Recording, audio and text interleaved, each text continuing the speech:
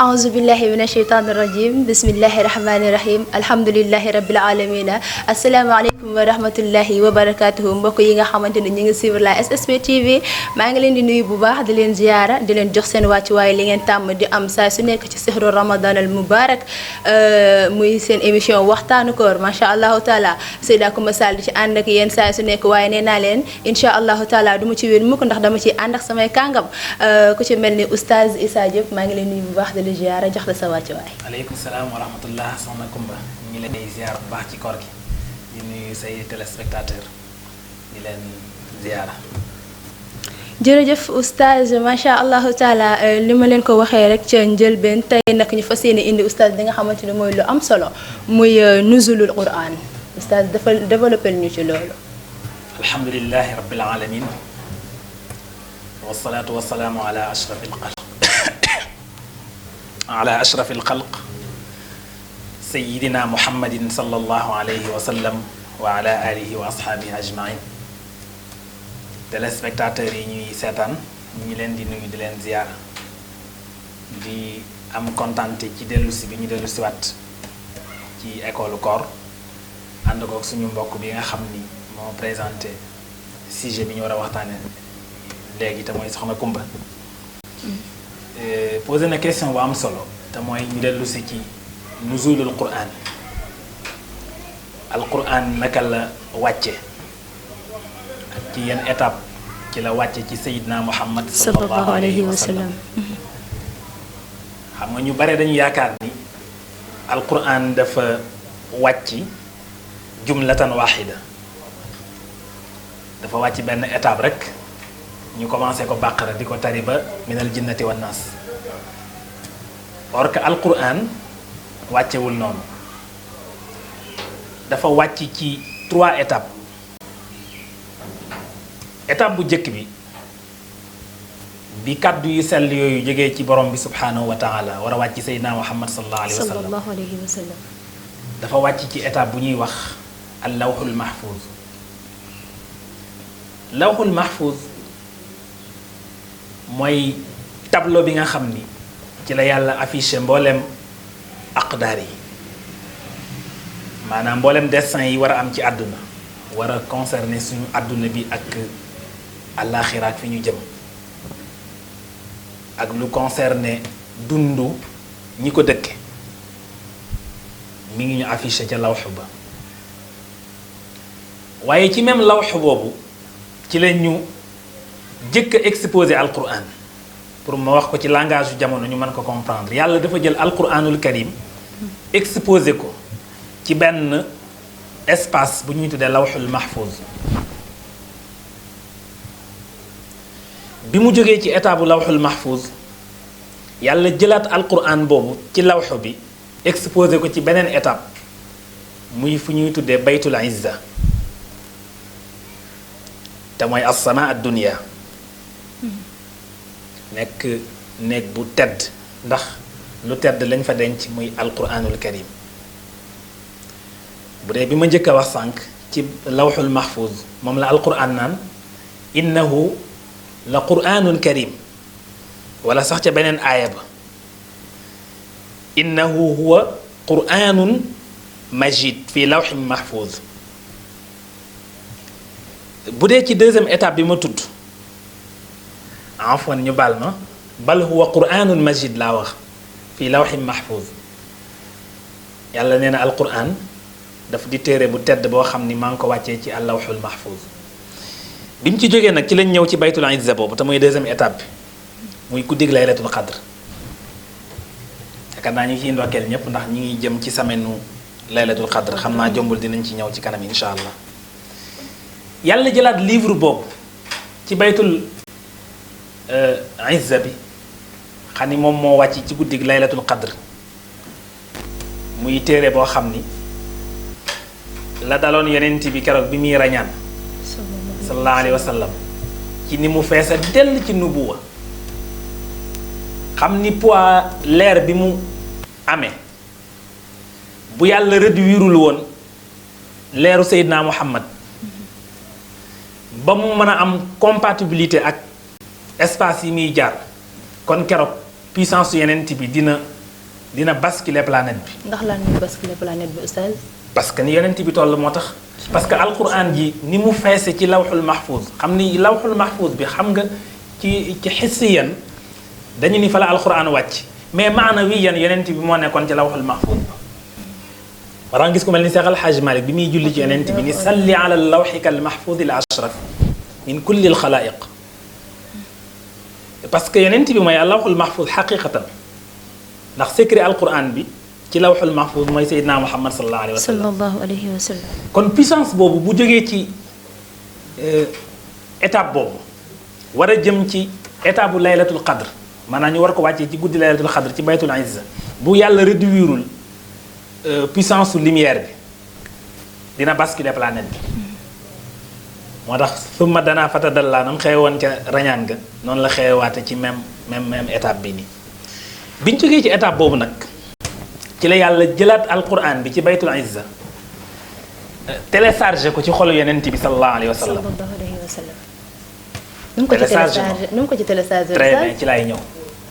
xam nga wa innaka la tulaqa alquran min ladun hakim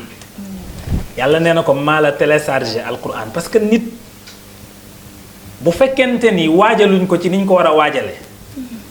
ci an boo xam ni li montagnes yi am résistance yépp yàlla wax na ci alquran ni bu ma wàcce woon alquran ci montagne mu explosé law anzalna hada alquran ala jabal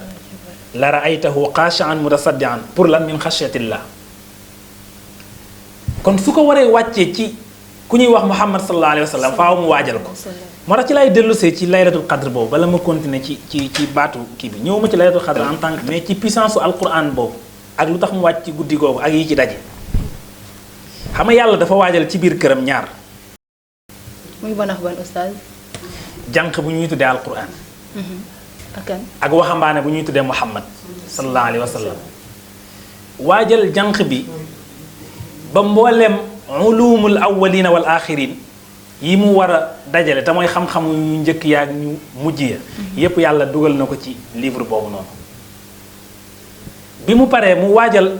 waxambaane bu ñuy tuddee muhammad ci cadre jikko ci valeur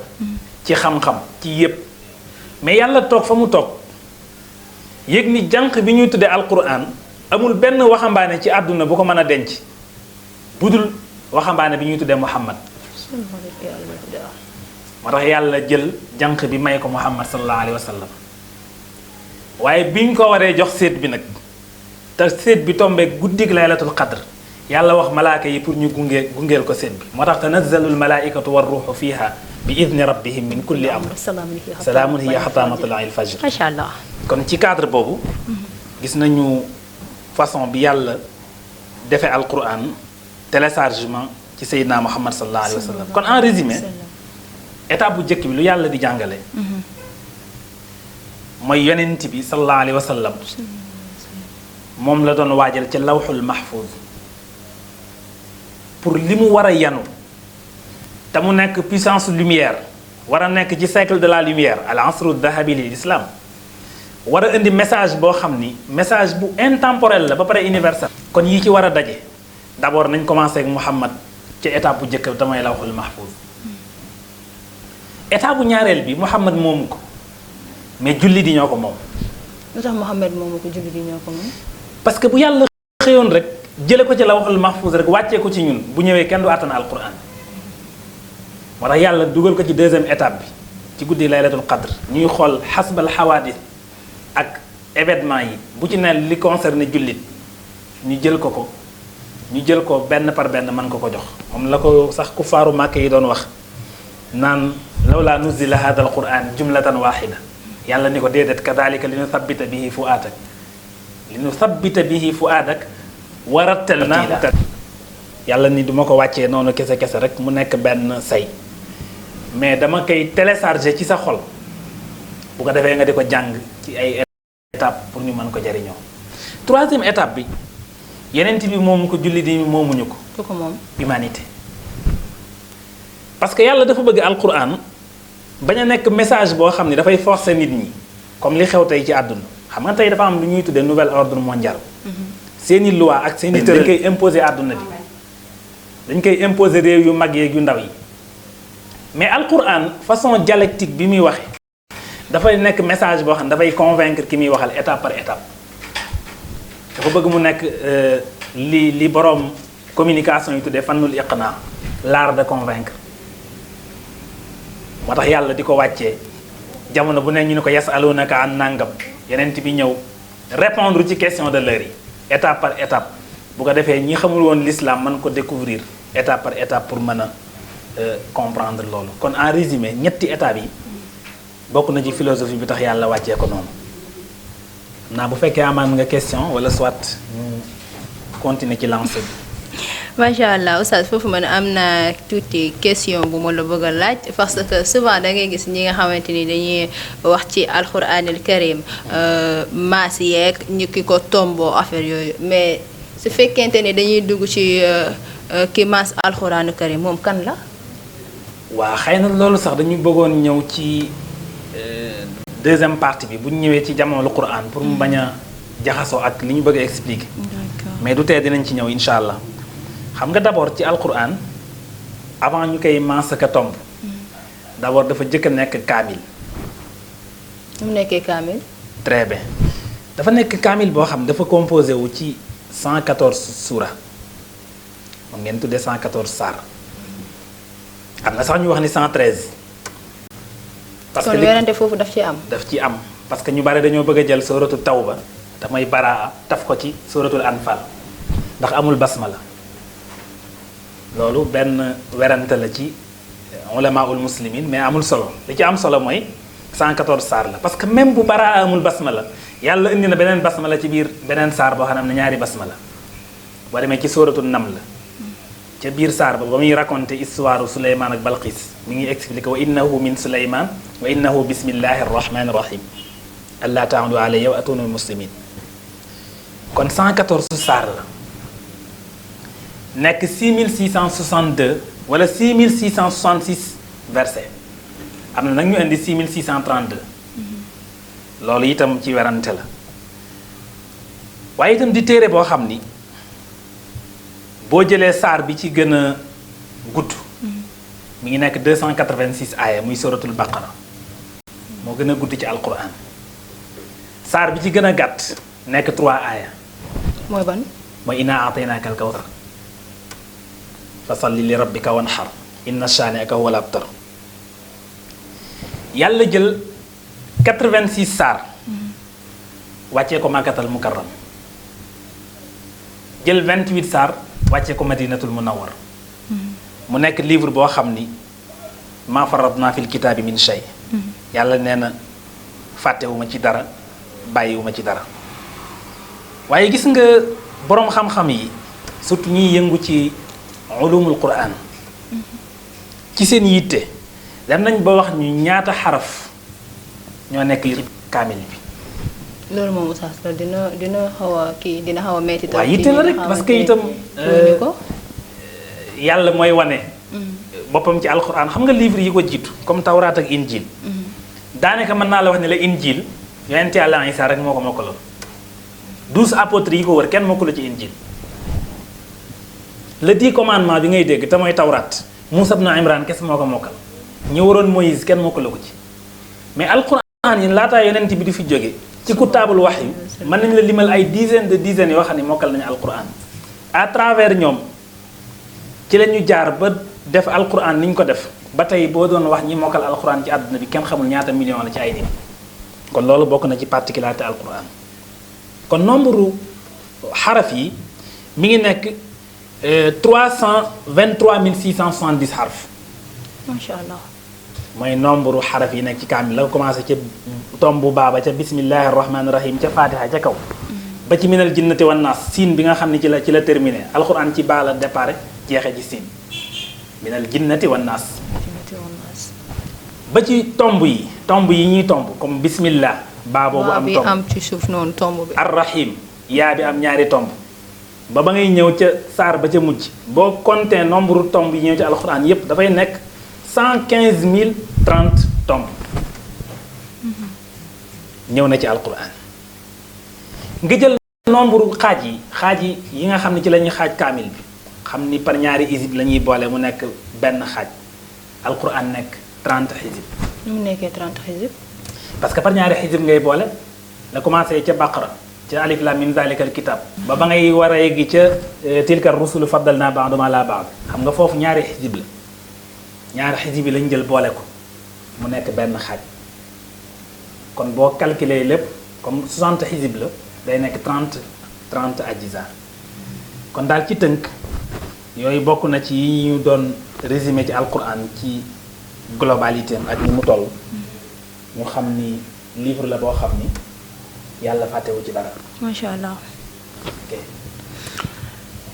macha allahu taala yàlla fàttewu ci dara oustaz nee naa leen ci sehru ramadan mubarak da ngeen di am ay kàngam ci li nga xamante ni moo di waxtaanu koor ci sehru ramadan nee naa leen saay su nekk rek nii lay demee waaye tamit oustaz ma bëggoon xam rek ba tey ci nga xamante ni dañuy firi alquranil karim bi mais ci loolu nga xamante ni moo di inna anzalnahu parce que damay dégg souvent ñu ne inna anzalnahu naka moom yàlla fii laylatul xadri wàcce na guddi laylatul xadri ci ñun doomu aadama yi mais fee dafa firi inna alaynaaka ñun yàlla inna anzalnahu je suis désolé inna anzalnahu léegi oustaz foofu noonu parce que man affaire bi daf ma jaaxal parce que damay dégg inna anzalnahu fee ma dégg qul huwallahu ahad loolu raison pour laquelle. waaw xam nga boobu ci façon langage bi yàlla di wax yàlla dafa am communication boppam xam nga ci lugal arabiya dafa am ay qawaid yu ñuy waxe ay règle grammaticale ay règle yoo xam ne ci côté linguistique la noonu la ñuy communiquer mais alquran bi nga xam ni moo jàngal lugaat yépp communication dafa am façon bu yàlla di communiquer yàlla parfois muy waxee ci façon boo xam ni du engagé kenn moom kese lay tudd ma qul huwa allahu ahad kooku ci question de l'heure yi la bokk daan ñu doon laaj naan yàlla ñaata yàlla la ñu naan Isa ibn Maryam yàlla la yaayam yàlla la Laata ak Uzza yàlla la ñu ñëw laaj yeneen ci mu leen qul huwa allahu ahad ñu benn yàlla rek moo am Dieu dafa nekk ku unique xam ni mooy li ñuy tuddee càppaacoli ci wolof parce que mooy as-samad mooy ki nga xam ni mooy destination tout le monde ku xëy rek ci yàlla ngay destiné wu mooy la ki nga xam ne lam yalid walam yulad amul way jur waaye jurul kenn bi ci topp mooy yàlla amul nawle amul kuñ koy dend la kon ci alxuraan ba mu jeex bu fekkonte ni yàlla dafa ñuy présenté moom mooy kan ci côté identité li ñuy tuddee ci nit carte d'identité yàlla ci alxuraan mooy suratul ixlaas parce que buñu ne ko noo tudd mu ni sama nom propre mooy Allah je m'appelle Allah ñu ni ko luy sa fonction wala lan mooy sa profession mu wax ci ñaar ni bu njëkk bi mooy kenn la bu ñaareel bi mooy may destination ñëpp xam nga ñun suñu destination mooy ku xëy sama mbokk caméraman yi bu ñu xëyee wuti ji reportage dem sama mbokk bi bu xëyee dem jàngale ji keneen noonu yàlla nag fa mu toog lay toog ku xëy rek ak fa nga nekk yàlla nga fay xaar war a tudde ko as-samad ci carte d'identité dañuy wax prénom du père rek mère ak nangam yàlla ni man moom awma way jur te kenn juru ma bii des may awma kuñ may dend leen kon foofu loolu la waxin bi laaj mais bu nee nag ci inna anzalnaahu ak inna nahnu nazzalna zikra ak inna yi mu tudd ci alquran naan ñun yàlla xam nga ñaari façon nu ñoo am muy ban ak ban ustaz nu de majesté ak nu de modestie xam nga nu yàlla bu koy wax jalaaliyaam moo tax majesté moo tax mais bu dee ñun ci côté modestie lañ koy dugal xam nga sax ci cadre communication dañ lay jàngal booy wax ak nit boo fonk sax bul ko tutoyer mais dee ko vouvoyer moo tax yàlla buy wax ci yenn façon waxin yi dafay associé waale ci biir wax ji mboolem ñi bokk ci système bi parce que duñu naan inna nahnu nazzalna dhikra wa inna lahu la xaafidun naan ñun yàlla ñoo wàccee alquran te ñun yàlla ñoo koy garder ñoo koy protéger lu tax yàlla waxee noonu parce que ndeke ci Pape bee jël doomam dugal internat mu jàng alquran ba mokkal ko ndeke jël bi ñu jël doomam dugal alquran ba doom ji mokkal ko mokkal gi ñu ko mokkal bokk na ci ñiy sauvegarder loolu yàlla wax ni ñoo fi bàyyi assurance alquran mu continue. macha allah. moo tax yàlla di leen associé waale ci biir système bi. inna anzalnaahu fi laylatil qadri it associé waale na ci Jabrail alayhi salaam bi nga xam ni moo war a nekk interlocuteur bi war a indi message mais associé waale na ci yeneen bi nga xam ne moo war a transmettre message bu doon ci communication. li ñoo tuddee transmetteur ak transcodeur ak li war a def transmission bi ñett yooyu moom la kii bi joué foofu Jibril moom moo nekk transmetteur yeneen bi sallallahu alayhi wa sallam moom war a jël message boobu mu tas ko pour li ci war a mën a aju mën ci aju moo tax yàlla di waxee baatu inna ba pare ni nahnu nazzalna ñetti nu inna ñun yàlla nahnu ñun nazzalna ñoo wàcce yooyu mën nañu ko ciy joxe comme sew-sew bëggoon naa sax dellu si ci inna anzalnaahu aussi pourquoi yàlla ni anzalnaahu te ci yeneen aaya nga gis mu ni nazala bihi ruhul amin fee mu ni yàlla moo wàccee mais nazala la wax fii mu ni anzalnaahu baatu alif boobu ñu ci dolli li muy tekki mooy kooku yàlla kenn fekk ko ci moom kese la anzalnaahu jibril dugg ci yeneen bi dugg ci mais bu nee nazala bihi ruhul amin nag dugal na ci leneen yooyu ci ijaazul quraan yi ci la bokk bu ko defee rek ñu tënk ci question boobu yaakaar naa war na leer fekkee am na yeneen question ñu continuer incha allah. macha allahu taala oustaz Issa Diop suñu kàngam boobu la nee naa leen lu ci xamante ne moo di nuzulul quran dinañu ko gën a mën a faram-fàcceel waaye it ñun ba tey foofu noonu dañu bëgg a xam ci biir alxuraan boobu lan moo tax turu Seydina Muhammad daf si ñëw ñaata yoon la fa ñëw. waaw turu Seydina Muhammad yi ci alquran. sallallahu alayhi wa sallam mën nañu wax ni ñëw na ci lu mat ñeenti yoon boo demee ci suratul Fathi yàlla indi na ko Muhammadun rasulullah walladina maahu ashiddaa ala al-kuffar wa mu jeex. boo demee ci suratul Ahzab aussi yàlla indi na ko ba muy wax ci xissatu Zayd ibnu Haritha wa kaana Muhammad aba ahadin min rijaalikum walakin rasulallah lii wane ni yeneen si du bàyyi kenn parce que booba dañuy tuddee fils adoptif comme dafa adopté Zayd ibn Haritha te yàlla bëgg a yàq adoption bi li ma ci intéressé du question histoire mais jëmmi Muhammad bi mu tudd foofu wa kaana Muhammad aba ahadin min rijaalikum ba ca suratul Qital alladina kafaru ala nuzila ala Muhammad moom itam ñëw na fa ba ci keroog xaswatu Uhud yaakaar naa xaswatu Uhud waaye bi yeneen bi joxee stratégie bi ñu war a defee xare bi te ni bu ñu wàcc montagne bu ñu dominer yépp bu ñu wàcc ñu dem premier round bi jullit yi dominer bi ñu dominer yéeféer yi daw ña newoon ca montagne ba waroon a pointe foofa wàcc dem di xëccoo ganaay yi ñu lay defaat beneen renfort ñëw song leen keroog ci lañ damm ba ñu yonent bi sallallahu alayhi wa sallam ci la ñu rey généraux yu bari ci l'islam bi ci la keroog Hamza ibn Abdul Muttalib daan ci la ponkal ma ñuy tuddee Musab ibn Umayr daan ba yàlla naan minal mu'minina rijaalun sadaqu ma ahadullah alayhi ak yi ca xew waaye am beneen rim muy ban rumeur mooy ñu rey nañ Muhammad sallallahu alayhi wa sallam ci xare bi ñu waxee loolu te instant boobu dooguma la instant boobu Seydina Muhammad warul woon dee foofu parce que man souvent damay dégg foofu parce que dañ naan bu deret ji laaloon suuf àdduna tukki loolu la ko waraloon non deret bi sax foofa ca Taïf la bokkul ak li ñu ko bien que boobu deret tuuru na parce que keroog ci Badr ci Uhud bi ñu leen encercler ba dominer waat leen dafa am benn yéefar bu génnee benn genre ceinture xam ni gars yi dañuy wax ni buukulu ceinture bi rek daanaka mën na rey nag ndax doole bi mu am mu sànni ko yeneen ci bi bañ bi damm deret ji génn jullit yépp taw ñun yeneen bi dee ñenn ñi commencé yuuxu ñenn ñiy saali fekk boobu yàlla mooy seetlu seen pas-pas ak lu leen fi bàyyi fañ naan Muhammad den rumeur yi daw fa la Jibril wàcc ñëw ni leen nag wa ma Muhammadun illa rasulun qad xalat min qablihi rusul afa in maata aw qutil inqalabtum ala aqabikum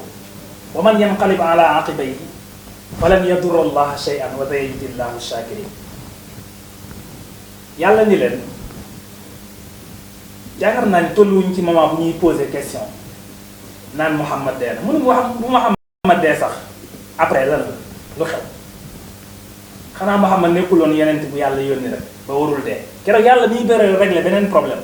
mooy bëgg na yonent bi faatoo ci beneen circonstance yi jullit yi nangu ni Muhammad nit la dafay faatu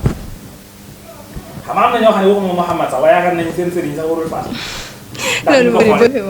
loolu bëri na fi de. yàlla ni leen Muhammad sax day faatu. est-ce que bu Muhammad faatu day tax ngeen dellu ci seen i attitude yi ngeen nekkoon nekkaat ay kuffar wala ngeen dellu ci seen diine maam yi déedéet kon 4e fois boobu yàlla tudd na ci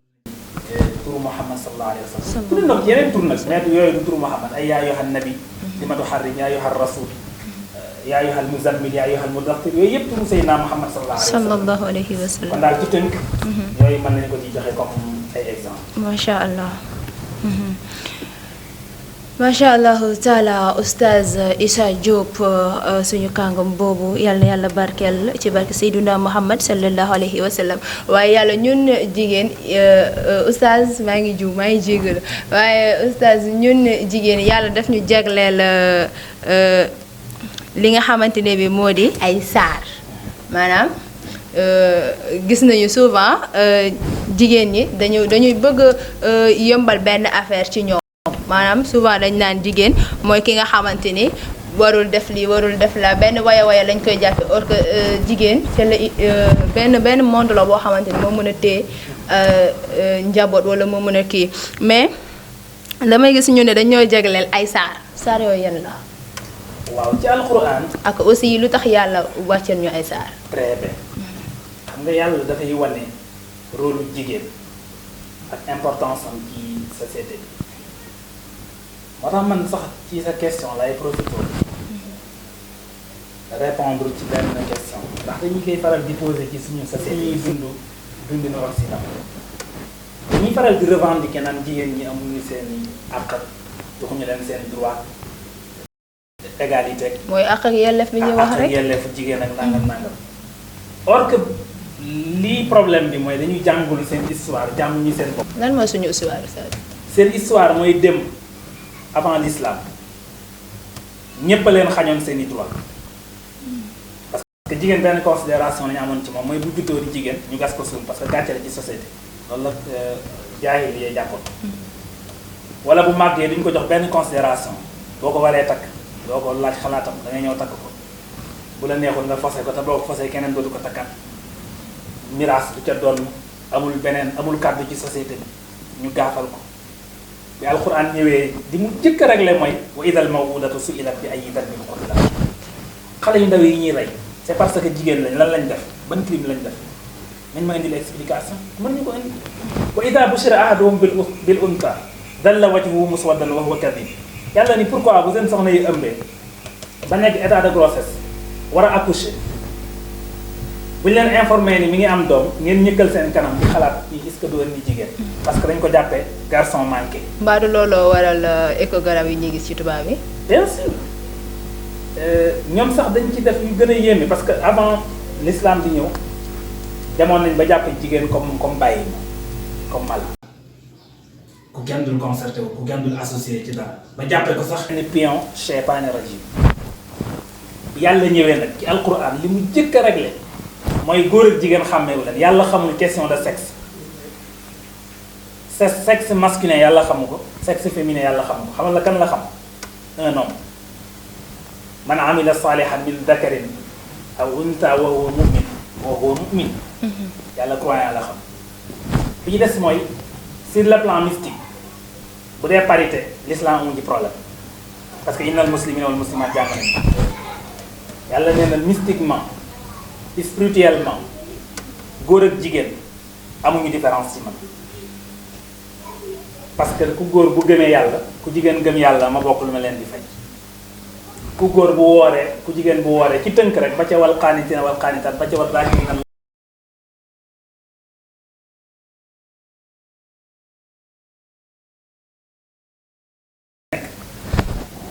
ñu ne ko lu tax mu ne wal layli idaa yaxsha wan nahaari idaa tajalla wa maa xalaqa dakar wal unsaa yàlla nee na maa bind jigéen ci nature guddi mu war a dal guddi dafa dal guddi dafa lëndëm guddi dafa mën a yiir parce que nit mën na def yu suturlawul waaye ci biir guddi yàlla suturaal ko ci lëndëm googu noonu moo tax jigéen nature guddi la war a yor dafa war a dal moo tax sax ci aaya ba yàlla naan bokk na ci yi war a fonder mariage wa min ayaati yi an xalaqa lakum min anfusikum aswaajan pour lan li taskunu ilayha pour ngeen mën a dal ngeen mën a dalal ki ngeen nekkal moo tax jigéen bu dalal kenn soxlawu ko waaye wal nahaar ma bind góor ci nature bëccëg bëccëg dafa dàngaaral dafa jàgg dafa bare karang-karang te góor itam nature boobu la ko yàlla bind yàlla na ni inna sa'yakum nag la shatta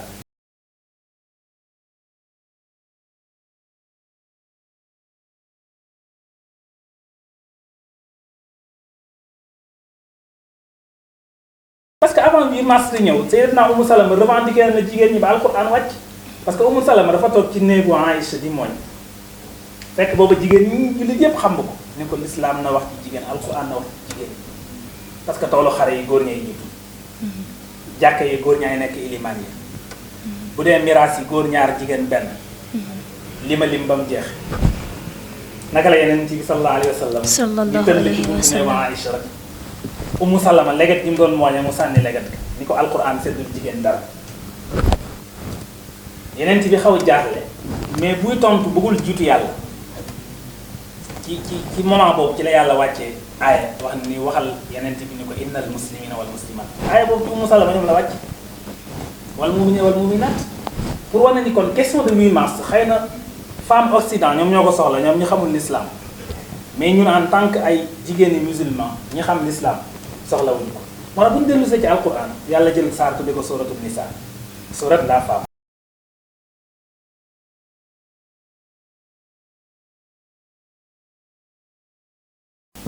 yemul ci tudde leen saar mais mu jël yeneen saar yoo xam ne jigéen ñi la ko séddee suratul ahzab ca la bokk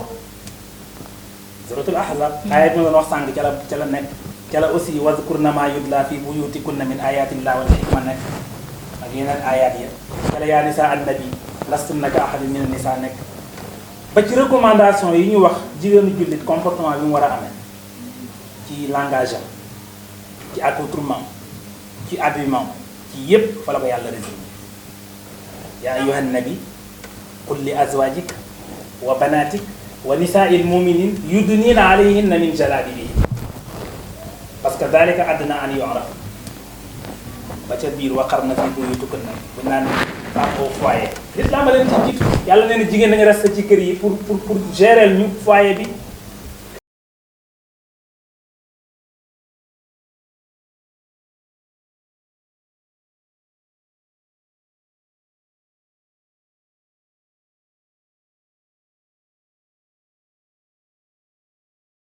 da leen julli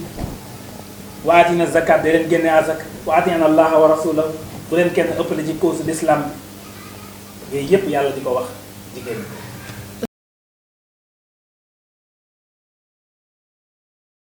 ñi suñu temps di ci des bareetul régime boobu noonu xam naa dañuy ba prochaine émission incha allahu taala nga daal di tàggoo incha allah ak mbokk internet yi. topp wax dëgg yàlla di wax ni lu ci manqué rek ñu xam ne doomu aadama moo matul waaye yéene bi mooy mu leer yéene bi mooy message ñu mën ko jariñoo commencé ci ñun ñi koy wax ak ñi ngay dégg ñëpp parce que bu dul loolu jaru ko xam naa ñu ngi baalu àq ñëpp di leen jox rendez-vous ci beneen numéro incha allah salaamaaleykum wa rahmatullah di leen te ma laal tuuti li nga xamante ne moom la oustaz wax ci jigéen dafa am solo ci kër jigéen dafa am solo ci dunia nañu liggéeyal suñu bopp liggéeyal yàlla liggéeyal sayduna muhammad sallallahu alayhi wa sallam bu ko defee rek ñu daal leen jox dikk daje ba beneen incha allahu taala di sant di gërëm ñi nga xamante ne ñoo jàppoon ci liggéey bi ba mu yem sama caméraman Pape Diouf ak Pino macha allahu taala ak Soxna Ndeya ñi nga xamante ni itam moo jaati sengs bi mooy